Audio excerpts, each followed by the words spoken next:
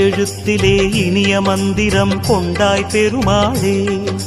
எங்கள் சந்ததி காக்க வந்தவன் நீதான் திருமாலே. கஷ்டம் நீக்கிடும் கருணை தெய்வமே கலியுக பெருமாளே. காலம் காலமாய் காவ